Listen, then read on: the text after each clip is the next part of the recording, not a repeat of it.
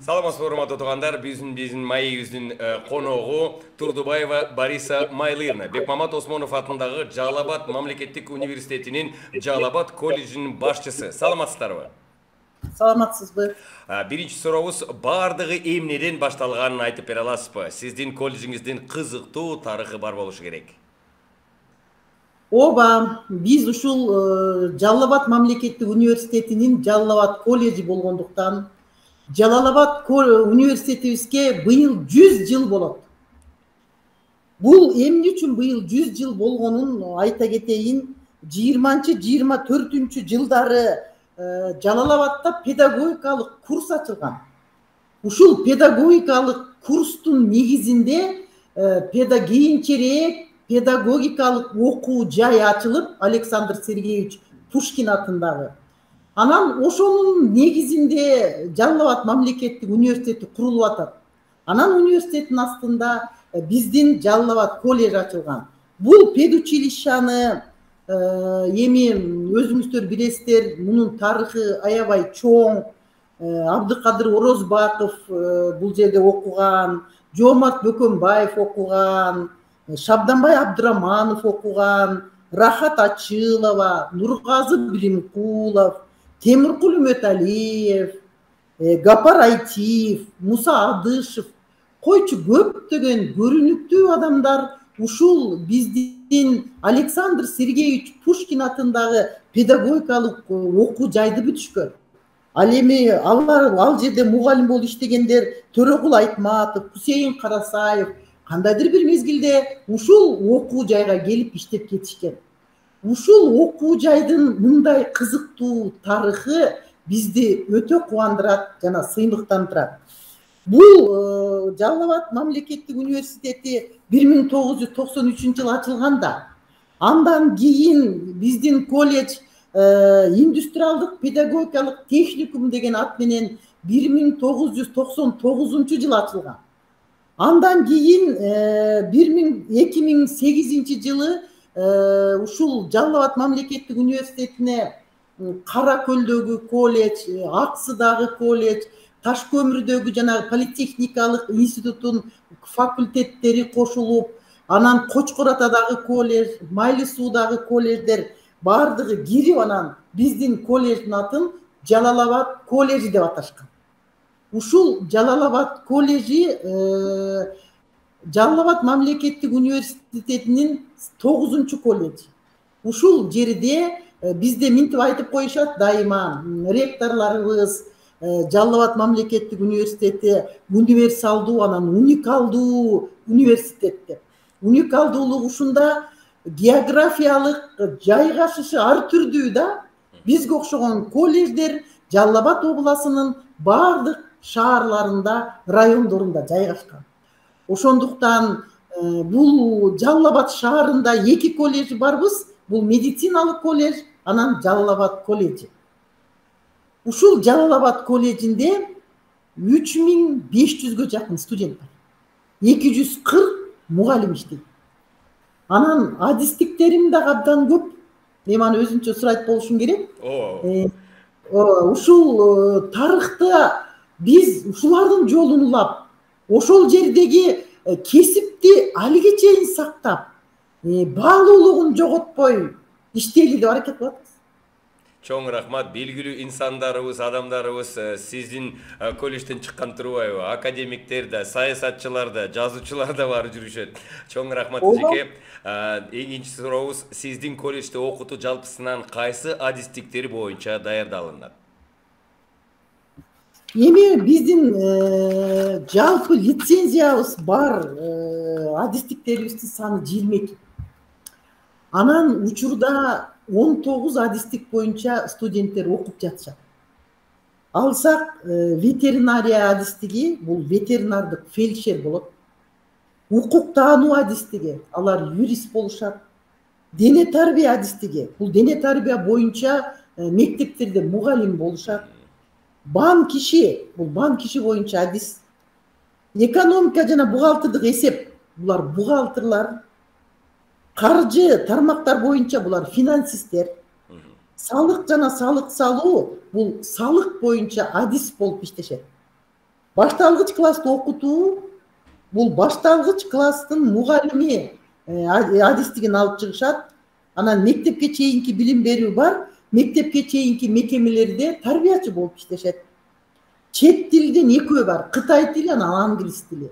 Бул башталгыч класстарда англис тили мугалими, анан Кытай тили боюнча мугалим болот. Автомобиль техникалык тейлөө жана оңдоо адистиги бул бардык техник деген квалификация алат дагы, бардык столордо машина оңдогучтар болушат. Маалыматтарды иштеп чыгуунун автоматташтырылган системалары жана башкаруу, муну бас деп коебуз, булар техник болушат. Электр менен жабдуу, булар дагы электр станцияларында иштеген техник, электр менен жабдуунун кошо дагы бир электр станциялар, түйүндөр жана тармактар деген адистик бар. Бу дагы техник болуп чыгат. Анан учурда өзгөчө кырдаалдардан коргоо адистиги аябай популярный болуп атат. Бул табигый түрдүү кырсыктарга карата тим эле практикага жулуп кетип атышат. Анан тигүү буюмдардын конструкциясы, модельдештирүү жана технологиясы адистиги бар. Бул адистик ушу илгертен келаткан адистик. Мында кыздар модельер конструктор болушуп, цехтерде кийим тигип, түрдүү жакта иштешет.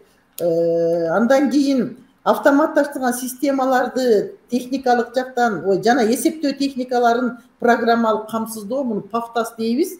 Бул техник программист болуп чыгат. Ушул адистиктин дагы практикасы өтө мындай жакшы, кызыктуу өтөт, себеби бардык ишканалар талашып алып. Ушул 19 адистикти азыр чыгарып атабыз. Мындан башка бизде технология мугалими деген бар эле, токой чарбасы бар эле. Буга негедир студенттер келбеген үчүн азыр набор кылган жокпуз, бирок жарыяладык. 22 адистик боюнча даярдайбыз. Чоң рахмат. Сиздин эң популярдуу адистиктериңиз кайсы? Эми популярдуу адистиктерибиз ушул биздин азыр АБР каржылап атпайбы? Секторду өнүктүрүү программасы жана инклюзивдүү өнүгүү үчүн көндүмдөр долбоору боюнча ошолорду каржылаган 4 адистик бар да. Булар ветеринария адистиги, электрдик станциялар, түйүндөр, тармактар адистиги, анан жана пафтас адистиги, анан кийин автомобилдерди техникалык жактан тейлөө жана оңдоо адистиги. Ушу АБРдин пропагандасы менен эле популярдуу болуп кетишти.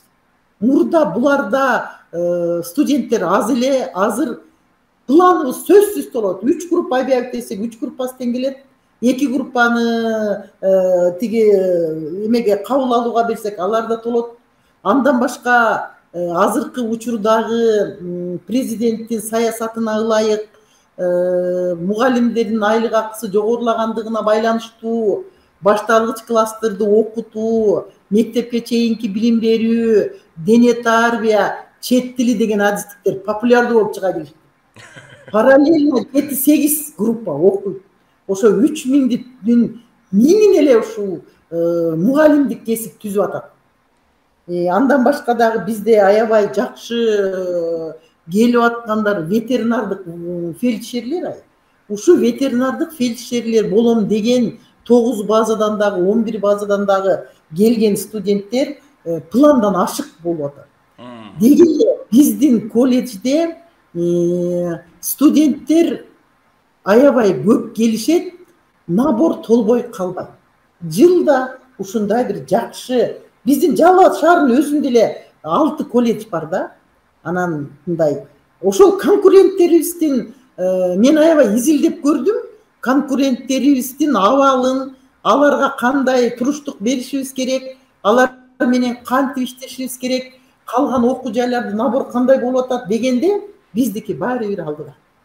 Чоң рахмат. Кудайга шүгүр. Азыр тиги Кудай буйрса тиги кичинекей наристелерибиз болсо мугалимсиз калбайт экен да. Анысы да жакшы. Сиздин колледжде өндүрүш барбы дейт? Же аны иштетүү планданганбы? Ооба, биздин колледжде өндүрүш бар. Ушул мен жанагы айтып кеткен АБРдин 3-чү долбоорунун жардамында 2 окуу өндүрүштүк комплекс университет курду, алар жабдыды. Бул деген автомобилдерди техникалык жактан тейлөө, анан кийин ветеринардык адистерди даярдоочу ветеринардык клиника, окуу өндүрүштүк борбору курулду. Булар жалпы заманбап каражаттар менен жабдылды. Даже буларга дук машина берди, жана дезинфекция кылып, айылдарды кыдырып, малдарды дарылап, помещенияларга дезинфекция чачуу үчүн. Анан ушул өндүрүшкө биз 3-чү жана 2-чи курстун студенттерин окутуу үчүн ошол жака коюп жатабыз. Сентябрдан баштап иштейбиз деген ойдобуз. Ал эми техникаларды, автомобилдерди техникалык жактан тейлөө боюнча ал жерде дагы өзүнчө аудиториялар бар, лабораториялар бар.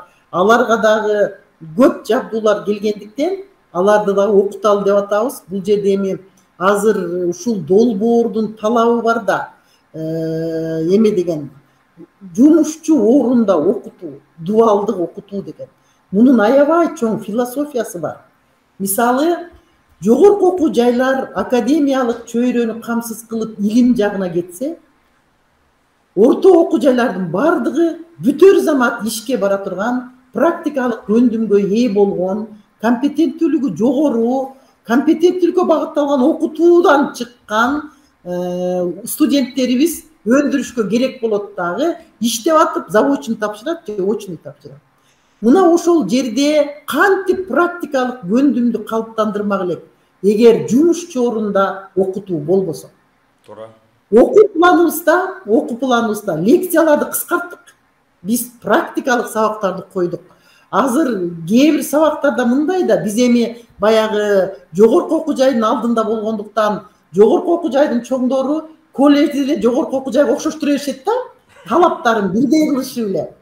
Анан биз ушул долбоордун жардамында социалдык өнөктөштөр менен иштөө жоболорун, жанагы МАРТ деп коет, методология анализ рынка труда, эмгек рыногуна анализ жүргүзүү деги биз ушул туура окуу жайда студентти чыгарып атабызбы бүтүрүүчүнө, же ашыкча эле чыгарып атабызбы деген анализ аябай жакшы экен.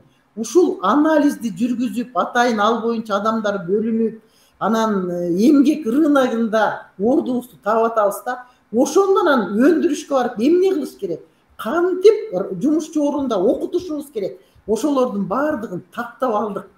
Ага чейин эле мисалы үчүн электр менен камсыздоо адистигинде бизде ПЕС деп коет, областтык ПЕСтерди, жанагы электр станциялары, ошолорго бир кабинет ачып, аларга компьютер берип, анан кийин окутуу борборун ачып алганбыз. Бул проектке чейин эле. Анан окутуу борборуна биздин бүтүрүүчүлөр баргандан кийин, практикага баргандан кийин алар бизди окутуп беришет эле. Ошондой борборлорду мектепке да ачып алганбыз. Бизде базалуу мектеп бар, бизде 300гө жакын договорубуз бар, деги эле иш берүүчүлөр менен.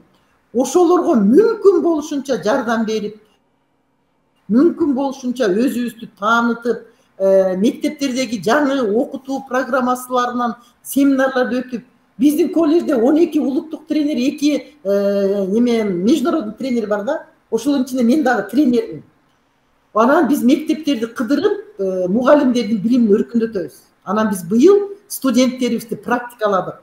Биз үйрөткөн окутуунун жаңы технологияларын, баалоонун жаңы түрлөрүн, анан кийин кантип жанагы результатын обучение деп коет, окутуунун бүтүрүүчү натыйжаларын коюу боюнча студенттерибиз мектептин мугалимдерине семинар өтүп беришти да. Анан биз кээ бир сабактарыбызды мектепке берели. Мисалы, класс жетекчинин ролу деген сабак бар башталгыч класста. Ушуну мектептен 0,5 ставка алып, мектепке барып окуңар деп атабыз. Оштуктар мындай кылып атыптыр, биз дагы кээ бир сабактарыбызды ушинтип өткөрүп, быйыл аябай жакшы результат алдык да.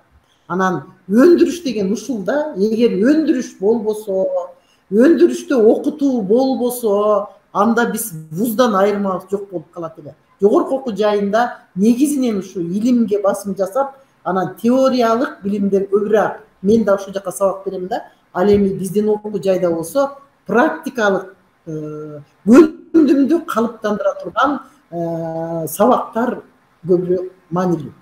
Чоң рахмат. Жана кыскача айтканда же башкача айтканда мурунку Макаренконун технологиясын алып эмгек аркылуу сиз аны жаңы инновация кошуп башкача кылган турбайсыздарбы? Эмгек аркылуу өндүрүшкө практикасы менен да, теориясы менен да чыныгы адистер чыгып аткан турбайбы? Анан айтып атпайсыздарбы?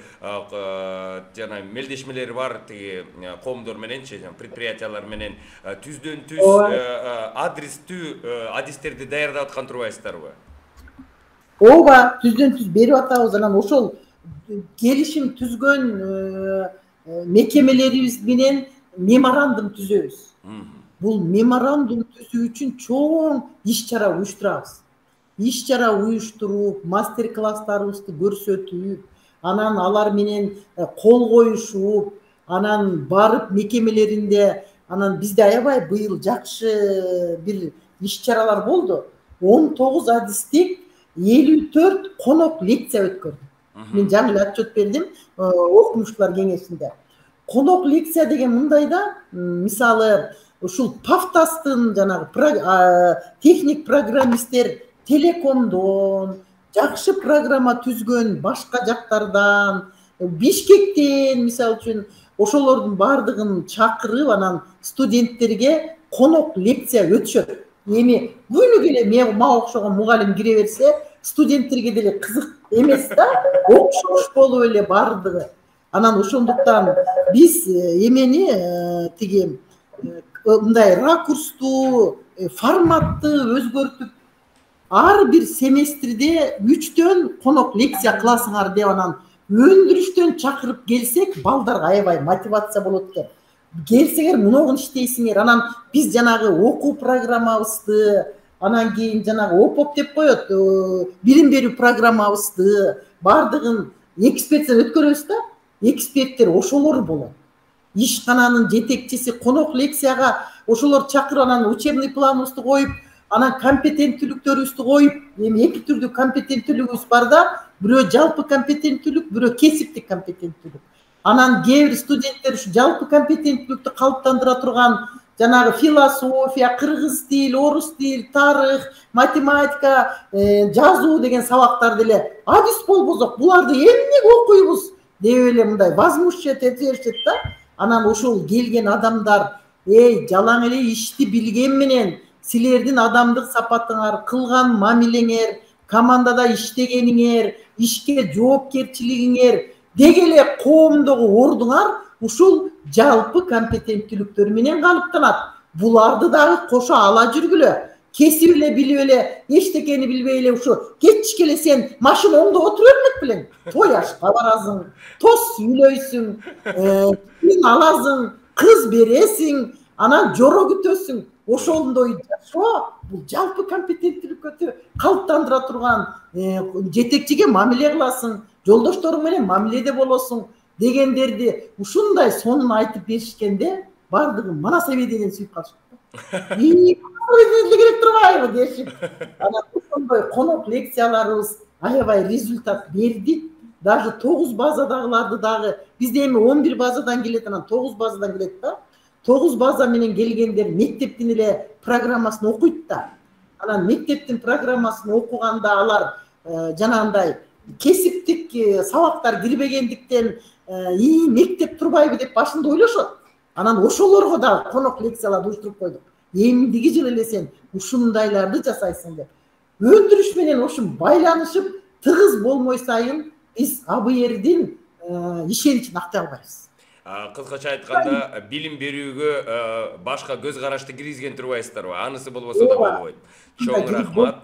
Ишиңиздерге ийгилик. Дагы бир суроо, студенттер олимпиадаларга же мелдештерге катышып турушса керек? Ооба. Жалал Абад мамлекеттик университетинин өзүндө 7 факультет бар. 5 факультет, 2 институт, 7 колледж. Анан сыртка чыкпай кээде ушулардын ичинде түрдүү мелдештер болот. Ушул мелдештерде биздин Жалал Абад колледжи дайыма биринчи орун. Же гран-при, же биринчи орун. Ансыз болду. Ал эми колледждер арасындагы олимпиадада 4 жыл катары менен биринчи орун. Анан өткөндө тиги мурда орто окуу жайлар арасында Спартакиада болчу эле Бишкекте. Ошондо 4 жыл катары менен биз 1-орунду алып койдук. Анан кийин уюшулбай калды негедир. Бөлүк болуп эле Спартакиада вуздарды өтүп эле ошолор боюнча эме боло элек азырынча мындай колледждер арасында жалпы Бишкек, Ош, Баткен ушуларды кыдыртып Жалал Абад кыла элек. А биз Занали уюштурабыз. Занали уюштурган жерде дайыма мындай призовой местага ээбиз да. 1-2 сөзсүз бар. Чоң рахмат. Анан эме бар да, студенттерибиздин арасында бизде жанагы драм театр бар. Студенттик драм театр. Студенттик бий кружогу бар. Студенттердин жекече жанагындай сольный концерт бере турган студенттерибиз бар. Ошондой эле бир мисалы жакында быйылкы окуу жылында Манас менен Чыңгыз Айтматовдун жумалыгын бир кылып өткөрдүк эле. Бизде 120 группа бар да. 120 группабыз экиден мероприятие кылып Жагунун залын бербей калдык. Акыры бизди кууп чыгышып анан өзүбүз аудиторияга өтүп калдык. Ушундай студенттер дегенчи 9 базадан келген, 11 базадан келген студенттер мындай гүлдөп турган, өсө турган, анан кызыктуу учуру колледжде өтөт экен. Ал эми вузга келгенде чоңоюп, токтолуп, ырда десең мен ырдайымбы, эмнен ырдайым деген сөздөр чыгат экен да. А колледжде ырдайм, шак эле ырдайм дейт. Ушундай бир жанган, жайнаган, сонун студенттер бар. Кече мына TikTok тарт дедик, конкурс болбодубу? TikToктон 50 кыл деди эле, биздикилер 100 кылып коюшту. 100 TikTok ачып салды. Ушундай бир шык эле керек да, шык эле керек. Анысы жакшы. Башкача айтканда, жаңы адамды өстүрүп аткан турбайсызбы? Гуманитардык жагынан да, жана эсеп жагынан да, информатика жагынан да, машыгуу жагынан да, жана маданият жагынан да, бүт жагынан колдоп аткан турбайсыздар студенттерибизди. Анысы жакшы. Анда дагы бир суроо. Колледждеги студенттер бош убактысын кандай өткөрөт? Ар кандай чеберчилик сыныктары же балким кызыктуу иш-чаралар өткөрүлүп турабы? Эми кээ бир жактарын айтып бериңиздер. Бирок бош убактысы кандай студенттердин? Эми бизде атайын структура бар. Тарбиялык иштер боюнча директордун орун басары, соцпедагог, жаштар комитети, анан кийин тиги ар бир адистиктин жетекчилери, ошолорго биз курс боюнча түрдүү конкурстар жарыялайбыз. Биздин студенттерге бирдеке менен алаксытып турбасаң, булар деген акселерация учуру да. Бизде аябай жоопкерчилик жогору. Жана айтып атпаймынбы, драм кружок деп. Анда студенттер бар. Ар бир суббота сайын шаарда дагы мероприятие өткөрүлөт. Окуу жайыбызда дагы мероприятие өткөрүлөт. Быйыл биз жанагы кесиптердин парадын кылдык да. Бул аябай жаңы формат болду. Мектептерди кыдырып, мисалы райондорду кыдырдык. Город Жалал Абадтагы мектеп окуучуларын чакырып, менин 19 адистигим 19 парадтан өттү баягы. Мир май туруп деп 1-майда өтчү элек го. Ушундай эле болду да. Ошого ар бир адистик өзүнүн жетишкендиктерин көтөрүп алышып, ар түрдүү тиги өздөрүнүн выступлениясын жасашып, 1,5 саат парад болду. 19 түрдүү парад ошондой болот экен. Анан Сузак районуна барып өттүк. Анан Базар Коргон районуна барып өттүк. Нокен районуна барып өттүк. Мындай аябай сонун видеолорду чыгарып, мектептин директорлоруна баарына салып койдук. Өздөрү келип көрүштү. Анан эмне үчүн мындай кылып атасыңар деди эле. Биз алдыңкы тажрыйба борбору деген наам алдык. Кыргызстанда 157 колледж бар деп атышат. Ушул колледждин ичинен 8 мына сиздер акыркы мен болушум керек, бардык директорлор менен сөз чыкпадыңарбы? Ушул алдыңкы тажрыйба борбору болгон үчүн биз башка форматта иштейли, бөлөк нерсени жасайлы деп ойлоп таап, ушундай кесиптердин паратын, кесиптердин фестивалын өткөрүп, анан мугалимдерибиздин дагы мындай сынактарын сүйүктүү мугалим, активдүү мугалим, ошондой эле коомдук ишке аябай катышкан мугалим, новатор мугалим деп конкурстарды жарыялап коюп, студенттердин мнениясы менен гана сыйлыктарга жетиштирдик да. Анан студенттерди жанагындай тарбиялык сабактар менен эле чектелбестен, спорттор бизде атайын дене тарбия жетекчиси бар, военный дело жетекчиси бар. Ошолор ар бир жума сайын мелдешти өткөрүп турат. Мисалы эми 120 группага өчүлөт жетпейт да. Биринчи курстун жарымын бир жумада, жарымын кийинки жумада, экинчиде кийинки жумада иши кылса мен минтип айтам. Ушул 3 жыл окуйт экенсиң, 2 жыл окуйт экенсиң, бир жолу сахнага чыкпасаң, Кудайга күнөөкөр болосуң дейм да. Же грамота ал, же чыгып ырда, же конференцияда чыгып доклад оку. Ушул университеттин чоң актовый залы бар. Ошол жерге сахнага чыкпай кеткен студент, ал студент эмес деп эсептейм деп. Эми чындайым жок дегенде бир ошол жерге каалоо айтып деле чыгыш керек да. Анан жөн эле сабагына келип, анан кетип үйүнө барып, азыр эми бизде жактан келип окуйт. Суббота болгондо үйлөрүнө катышат. Анан понедельник эртең сабакка кечигип келишет.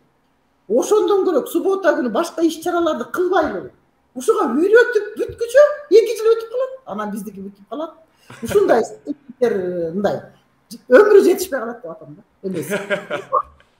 Окуу убактысы жөнүндө айтып атам. Анысы жакшы, жаңы эмелерди, ыкмаларды да киргизип аткан турбайсыздарбы?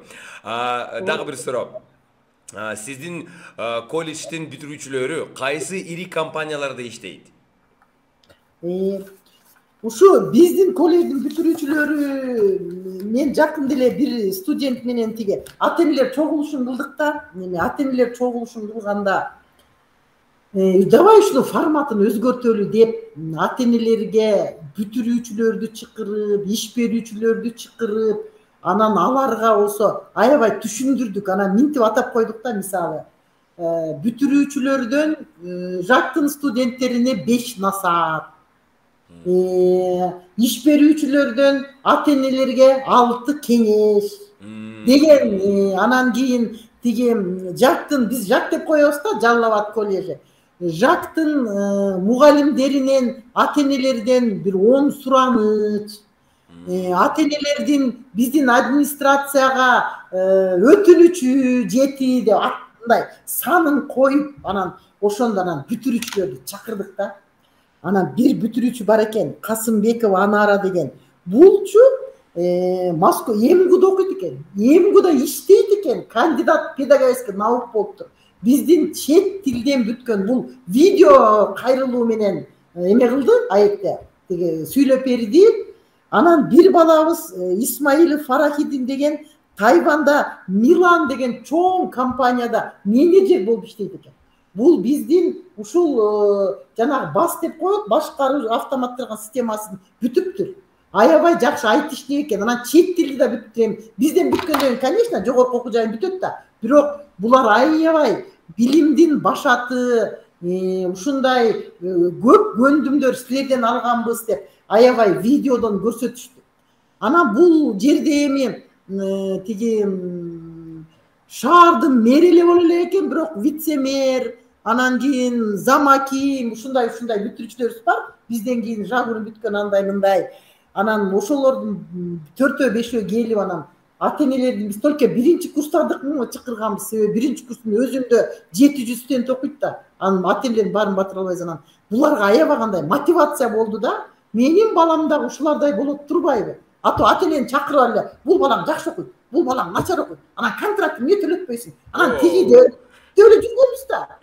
Анан ушундай кылсак эле аябай мындай бүтүрүүчүлөрүбүзгө мындай соцсеттерден аябай жаздык да, ата-эненин сүрөтүн коюп, ушулар бизге үн бергиле деп. Ар бирин алсам эле тиги башкаруучулары ушул жерде банкта иштеген, ветеринар лабораторияда иштеген, анан тияктагылар эле жазып беришет.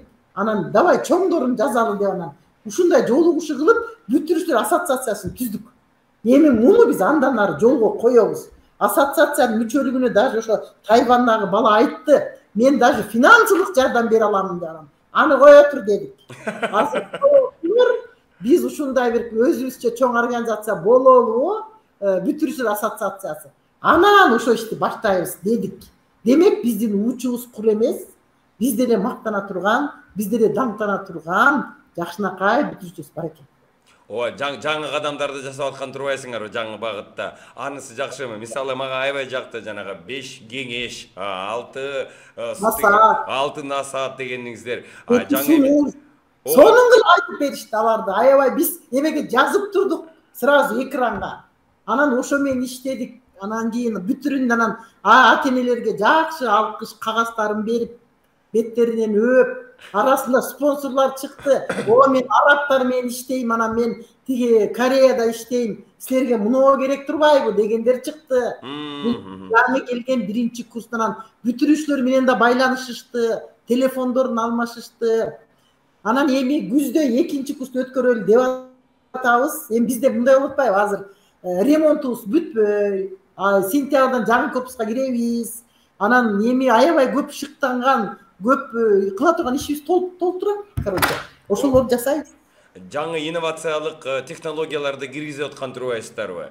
Жада калса жана рекламный технологияларды киргизип, жанагы 5 насаат тигиндей мындай дегениңиз тиги заманбап технология болуп атпайбы? Анысы жакшы.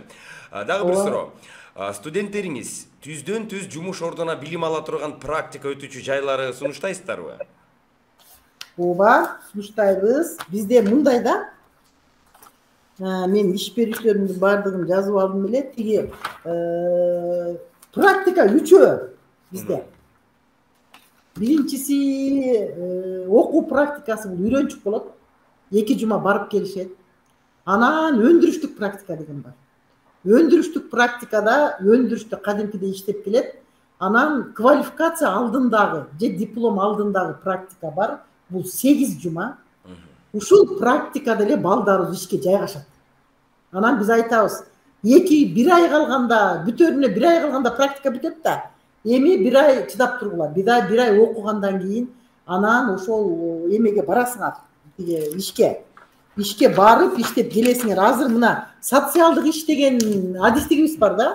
Социалдык иш адистигинде жана соцфонддордо иштешет, жанагы соц камсыздоо эмелерде иштешет. Ушулардан быйыл окуу жылын бүтүрүүчүсүнөн 6 ишке жайгашып келди. Ишке жайгашып келип, анан 1 ай окушту, 1 айдан кийин уже азыр гос тапшырып атып эле алар иштеп атышат. Биз булар көбүнчө эмнеден болду? Булар деген жанагы иш берүүчүлөрдү түздөн түз байланыштырып окуу жай менен улам жолуктуруп, анан жанагы азыркы учурда орусчасы мындай да, обучение на результат. Натыйжага карата окутуу, компетенттүүлүккө багытталган окутуунун негизги багыты да, эгерде биз результатка карап окутпасак, эшикке чыгып алып эле бир маршруткага турганга кайка барарын билбей түшүп кеткенде эле кеп да, результат. Ушул результатты биз быйыл мындай практикаладык. Бардык, мисалы, социалдык иштин жалпы бир 10 результаты болсо, ар бир сабактын өзүнүн результаты бар. Ошону коюп, иш берүүчүнү чакырып, анан студенттерди чакырып, ар бир результатты, жыйынтыкты талкууладык. Мисалы үчүн социалдык жанагындай мекемелерге барып, элге кандай социалдык кызматтарды көрсөтөсүңөр. Мындай кызматтарды көрсөт, эми мен азыр жатка биле албай атам. Бир нече жыйынтыктар бар да. Ушул жыйынтыктарды ар бирин айтып атканда, баягы иш берүүчүлөр кошулуп, балдар айтып, анан кээ бир жыйынтыктарды балдар билбей калса, демек ошол сабак начар өтүлгөн да. Ошол мугалим өзүнүн жыйынтыгын түшүндүрбөй эле китептеги болгонду окутуп, анан тест түзүп, анан алып койгон болот да. Анан ошол жыйынтык ар бир практикалык сабагы болобу, теориялык сабагы болобу, лаборатория сабагы болобу, ошо жыйынтыкка багытталыш керек да. Ушуну 3 адистикке практикаладык. Ошондо анан булар аябай жакшы окуган турбай, билет турбай деп социалдык иштен келген Нокендин, Сузактын, Жалал-Абадтын начальниктери 2ден студент алып кетип ишке жайгашты. Биз ушуну, мисалы үчүн, бардык адистикти кылсак гана, эми баягы Сталиндин сөзү бар эле, кадры решает всё деп. Кадрлардан аксайбыз да. Эгер ушундай кадрлар өзүнүн ишин түшүнүп, өзүнүн результатын ар бир мугалим түшүнүп, анан мектеп эмеспиз да. Мисалы үчүн кыргыз тилден берген мугалим ветеринарды чыгарып атабы? Ветеринарды чыгарганга жардам бериш керек. Математикадан берген мугалим басты чыгарып атабы? Басты чыгарганга, ал мектептин эле баягы тригонометрия, математика алгебрасын чыгарып бериш керек да. Анын адиске багытталган жагы бар. Ошондо бардык мугалимдер отуруп, анын да результаты бар. Бардык отуруп, анан ушул результатка жетишибиз керек экен. Жыйынтыгында бүтүрүүчүнүн модели чыгып калыш керек. Ушундай бүтүрүүчү керек экен коомго. Ал модельди иш берүүчү аныктап бериш керек. Анан балким биз алар менен байланышпасак, биз пиңгиринди айтып атсак, алар төөнү сурап атса, болбой калат. Ошо себептен биз ушундай иштерди кылып жөнөтүп ишке жайгаштырып атабыз. Бюджетибиз 100% жайгашты.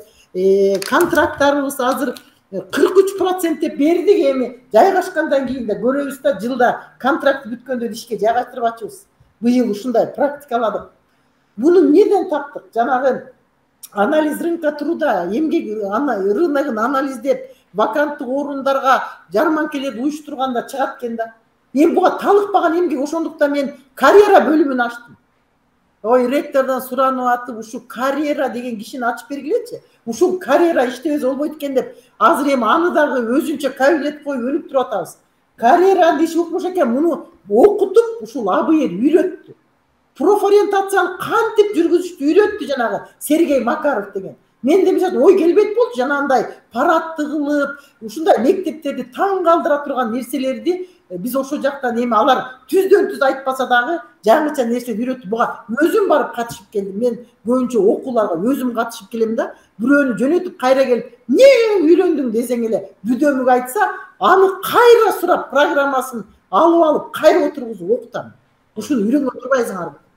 Сонун болго турбайбы? Башкача айтканда, мурунку жана Советтер Союзунун убагындагы госплан сыяктуу түздөн түз адрестүү адистерди даярдап аткан турбайсыздарбы? Мисалы, 74-жылы биз чет мамлекеттен Нобелдин премиясын алганбыз да, аны үчүн. А сиз болсо андан тышкары, аны менен токтобостон жаңы инновационалык ыкмаларды киргизип, түздөн түз адрестүү даярдап аткан турбайсызбы? Жана адресное изготовление болупчу, мекемелер менен сүйлөшүп, жанагы макулдашуу боюнча предприятиялар менен сүйлөшүп, аларга ылайыкталап адистерди даярдап аткан турбайсызбы? Анысы жакшы. Кечиресиздер, бирок дагы бир суроо. Абитуриенттерге эми жалпысына эмне үчүн сиздин колледжге тапшыруу керектигин кыскача кантип айтып бере аласыз?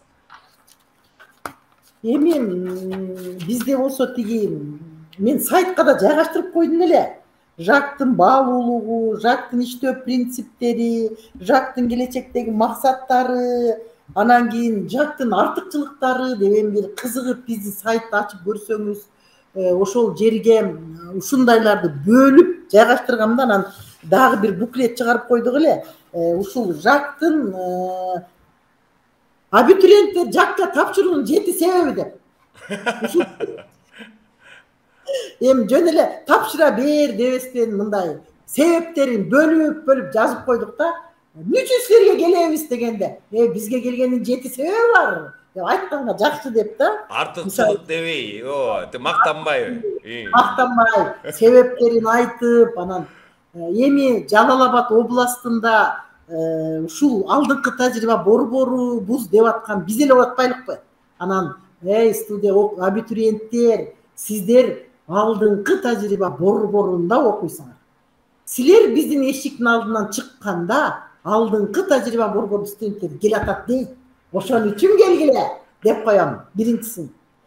Экинчисин айтам, биздин окуу жай өндүрүш менен байланыш, мына эч кимде жок окуу өндүрүштүк комплекстер ачылып атат. Мына тойраттар кадимкидей эле сабактан чыгып барып эле жанагы автомобилдин унааларын техникалык жактан тейлөө жана оңдоо адистиге биринчи парда сабак өтүп, экинчи парда сехке барып, ошону эле көрүп оңдоп келип, кайра келип китептен ачып туура кылдымбы, муну экен, мен муну минтип көрдүм деп ошол эле жерде окутуп коятам да. Аудиториядан чыгат, наркы сехине барат, бокстардан ошол эле моторду ачып, азыр эле коленчатый валды окуса, же болбосо тиги мотордун ичиндеги стартерди окуса, ал шак ошол жерден көрөт. ушундай өрт артыкчылыгыбыз бар. Окуу өндүрүштүк комплекс деген ветеринарлар менен мал байланып турат. Чыга калып аны окуу укол салып үйрөнүп келип, биринчи пары теория болсо, экинчи пары практика болот. Ошон үчүн келгиле деп айтам. Андан кийин могун бизде бүтүрүүчүлөр иш берүүчүнүн сынынан жакшы өтөт. Практикадан келатканда алкыш баракчаларын алып келишет. Анан кийин себеби мугалимдерим аябай жакшы барып текшерип, алардын кемчилдигин айтып, жардам берип, практиканы тыгыз өткөрөбүз. Бизде практика деген теориядан кийинки эле орунду ээлейт да. Эгер практикасы начар болсо, мен аны начар эле мугалим дейм дагы. 1 жылдык договор түзөбүз биз мугалимдер менен. Анан айтабыз кемчилдигин, практикада моундай болуп калды деп. Ошондуктан иш берүүчүнүн сынынан жакшы өтөсүңөр, бизге келсеңер деп айтам. Заманбап жабдуулар бар. Азыр келбедиби? Бардык корпуста мебель жаңырды, оргтехника жаңырды, сабактын техникалык базасы жаңырды. Жап-жаңы корпуста окуйсуңар. Келе бергиле. Аны дагы любой площадка болуп калса, башымды өйдө көтөрүп, даже тиги фейсбуктарга өзүмдүн сүрөтүм менен чыкты. Эмне үчүн биздин коллежге келесиңер деп. Ошентип эметип койдум. Анан дагы бирөө, эми саныбыз көп болуп атпайбы?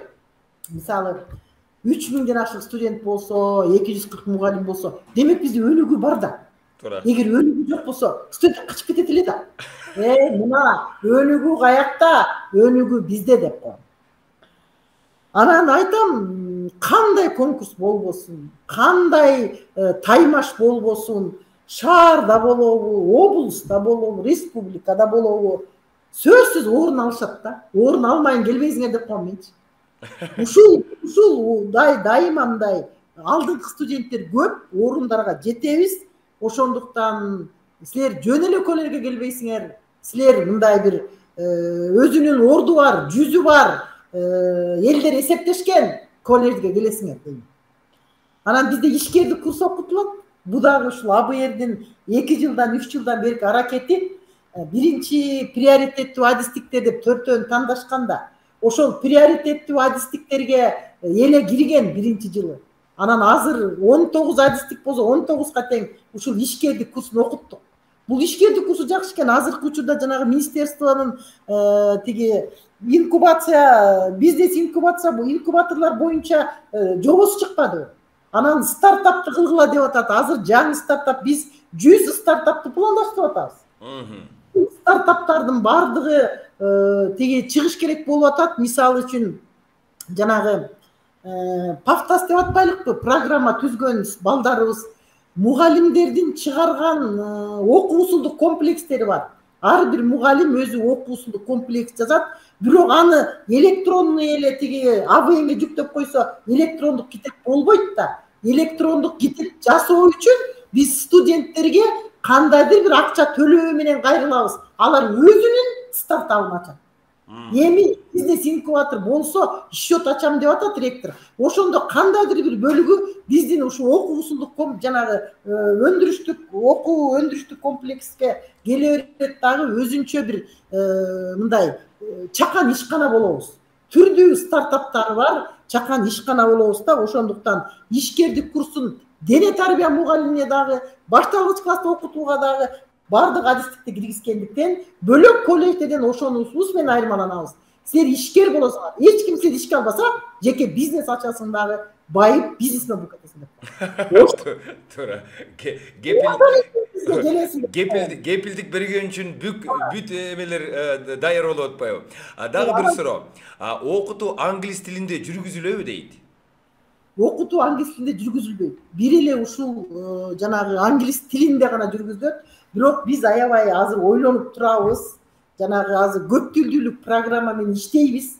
Биздин окуу жай өзү билим берүү программаларынын көбү менен иштейт. Керемет окуу менен иштейт, кел окуйбуз менен иштейбиз. Рит деген баягы баллон түрлөрү менен иштегенбиз. Азыр болсо көп тилдүүлүк менен иштеп атабыз. Ушу тренерлерибиз, жанагы улуттук тренерлерибиз көп деп атпаймынбы? Ошолор ар кайсы фонддо тренер, анан көп тилдүүлүктү киргизгенде биз эми орус, кыргыз, өзбек деп жүргөнбүз да. Ушунун кээ бир сабагын англисче кылалы деген пландар бар. Бирок азырынча бул ишке ашыра элек. Бирок биз муну кылабыз. Эмки кадам турбайбы, Кудайым буйрса? Кудай кааласа. Ооба. Лекциядан тышкары мугалимдер менен байланышууга болобу? Алар жекече консультация беришеби? Эми бүт студенттер бирдей эмес да, 5 кол тең эмес деген биздин элибизде бекеринен айтылбайт. Ошондуктан балким жанагы дополнительный задание деп коебу, же кандай болобу, ошол багыт жөнүндө кичине кененирээк айтып бересиздерби? Эми жанагы айттым го мен, жактын баалуулугун айтканда мындай бир 4 баалуулукту айтып коеюнчу. Ырыс алды ынтымак, биздин жамаат бири-биринин сөзүн таштабайт. Студенттердин инсандык сапатын, социалдык өндүмүн өнүгүшүнө күн сайын салым кошуунун үстүндө иштейбиз.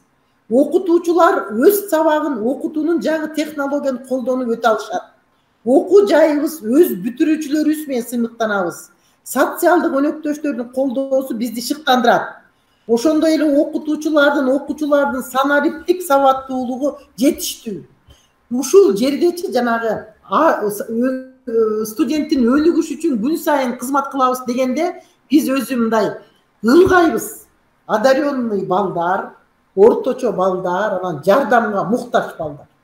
Анан жанагындай күчтүү балдар менен иштөөнү новатор мугалимдерге тапшырабыз. Мисалы азыр мына бизде бир эжеке бар, Мусакулова Назгүл.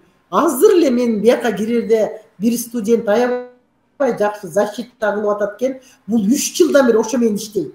Жактын сайтын түздүрдү, башка эмне иш болсо ушул 3-чү эме 21 деген мектеп бар Жалал Абад шаарында. Ошодон келген бала экен да, анан бизде 2-3 жыл окуп атпайбы?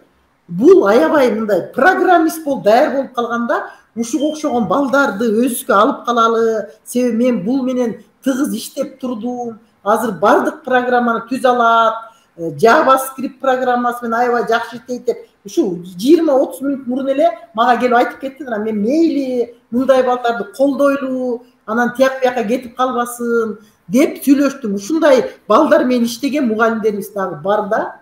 Мындай балдардын эсебин биз 1 жыл окугандан кийин алабыз дагы, өзүнчө топ түзүп, мындай ушуларды билермандар, билгичтер деп ат коюп анан иш жүргүзөбүз. Анан жана тартип бузгандарды группа риска дегендерибиз да бар айланайын. Ушу группа жалаң эле тиги жактар эмес, группа рисктин балдары дагы бар. Эми кой аксагы менен жүздейт. Агы да бар, карасы да бар, анысы болбосо да болбойт. Ооба. Анысы болбосо да. Бирок жанагы мисалы бар өзүнөн дейт. Болор бала 1-курстан деп бекеринен айтылбайт да биздечи. Ооба. Ышы кылып аракеттенген студенттерди ар жактан колдой турган ыкмалар бар турбайбы? Ооба. Анысы жакшы. Сиздерге чоң рахмат эжеке. Бүгүн бизде байланыш. Кандай? 1 saat болуп калды дейм. Ооба, 1 саатка жакын убакыт болуп калды. Суроолорубуз да түгөнүп калды. Бирок менин оюмча ата энелерибиз да мисалы эми азыр издеп аткан биздин балдарыбыз, жакында студент боло турган балдарыбыз да, окуучуларыбыз да баарын тактап алса керек. Мисалы менин суроом жок. Анткени мугалимдер боюнча баары түшүнүктүү. Улуу инсандарыбыз чыккан турбайбы ошол колледждин тамдарынан. Анысы да түшүнүктүү. Жанагы бүткүл процесс, окутуучу процесс боюнча баары түшүнүктүү. Балким акча төлөө акысы жөнүндө суроолор бар болуш керек. Аны балким сайтка кирип туруп эле көрүп алышат. Бүт багыттар, адистиктери боюнча баары түшүнүктүү. Ошондуктан сиздерге чоң рахмат. Кудайым буйрса сиздерге ийгилик. Мен айта кетейин, урматтуу туугандар, бүгүн биз менен маекте Бекмамат Осмонов атындагы Жалал Абад мамлекеттик университетинин Жалал Абад колледжинин башчысы Турдубаева Бориса Майлыевна эжекебиз болду. Сиздерге чоң рахмат. Кудайым буйрса эмкилерде жолугушканча. Сизге да чоң рахмат.